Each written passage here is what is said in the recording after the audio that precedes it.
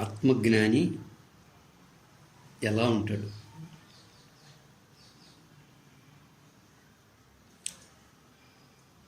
ఆత్మజ్ఞాని ఎలా ఉంటాడు అంటే, మనం ఏవైతే భోగాలు అనుభవిస్తూ ఉంటామో, మనం అనుభవించినటువంటి భోగాలు వీటిపైన ఆసక్తితో ఆత్మజ్ఞాని ఏమాత్రం ఉండడు. అలాగే మనం ఎలా ఉంటామయ్యా అంటే, మనం అనుభవించినటువంటి భోగాలు ఏవైతే ఉన్నాయో వాటిని స్మరించుకుంటూ ఉంటాం. అప్పుడప్పుడు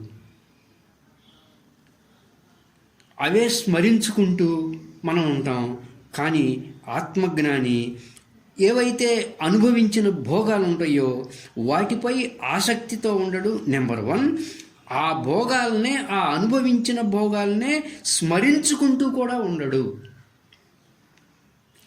అలాగే నెంబర్ 3, కొత్తగా కొన్ని భోగాలపై ఆసక్తితోనూ ఉండడు ఆత్మజ్ఞాని. అంటే అనుభవించిన వాటి వైపు కానీ, అనుభవింపబోయే భోగాల వైపు కానీ ఆత్మజ్ఞాని అస్సలు ఆసక్తితో ఉండడు. అలా అనుభవించిన వాటి వైపు కానీ, అనుభవింపబోయే భోగాల వైపు కానీ ఆసక్తితో ఉన్నాడు అంటే అతను అసలు ఆత్మజ్ఞాని కాదే కాదు. అటువంటి ఆసక్తి లేని ఆత్మజ్ఞాని, ఏ ఆకాంక్ష లేని, ఏ కోరిక లేనటువంటి ఆత్మజ్ఞాని చాలా అరుదుగా ఉంటాడు. మనం చాలా బాగా ఎంతో తీక్షణంగా పరిశీలిస్తే కానీ ఇటువంటి ఆత్మజ్ఞాని మనకు దొరకడు. అంటే అతను ఒక ప్రత్యేకంగా ఏమీ ఉండడు. మనం ఎప్పుడు భోగించిన విషయాల్ని స్మరిస్తూ ఉంటాం కదా, అలాగే ఇష్టమైన విషయాల్ని నెమరవేసుకుంటూ ఉంటాం ఎప్పుడు కూడా. చూడండి, మనం ఎప్పుడు ఏం చెప్పుకున్నా ఏముంటుంది?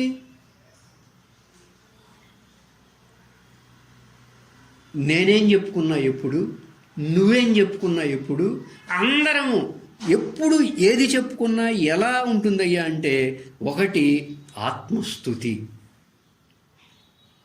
అంటే ఇంతకుముందు మనం ఏమేమి సాధించి ఉన్నామో వాటినన్నిటినీ అలా చెప్పుకుంటూ ఉంటాం. దాన్ని ఆత్మస్తుతి అంటారు. ఇక రెండవది పరనింద. అంటే ఎప్పుడు ఆత్మస్తుతి, పరనింద అలా ఆనందపడతా ఉంటాం మనం. బాగా గమనించండి, చాలా లోతుగా మీరు దీన్ని గమనించి చూడండి. అవునా కాదా? మనం ఎప్పుడు ఏం చెప్పుకున్నా ఆత్మస్తుతి లేదా పరనింద, అలా ఆ రెండిటి ద్వారా ఆనందపడుతూ ఉంటాం. అంటే నెమరు వేసుకోవడం, గతంలో చేసినవన్నీ అలా చెప్పుకోవడం, ఇతరుల వ్యవహారంలో ఏం జరిగిందో వాటిని నెమరు వేసుకుంటాం. ఏమండి, గతంలో చేసినవన్నీ అలా చెప్పుకుంటూ ఉంటాం, నెమరు వేసుకుంటూ ఉంటాం. అలా ఇక్కడ ఆత్మజ్ఞాని ఉండడు. అలా ఆత్మజ్ఞాని ఉండడు. అలా ఉంటే అసలు ఆత్మజ్ఞానే కాడు. ఆ భోగించిన విషయాల్ని ఎప్పుడో ఆత్మజ్ఞాని మర్చిపోయి ఉంటాడు. అలాగే భోగింపబోయే విషయాలపై కూడా ఆత్మజ్ఞానికి ఏమీ ఆకాంక్ష ఉండదు.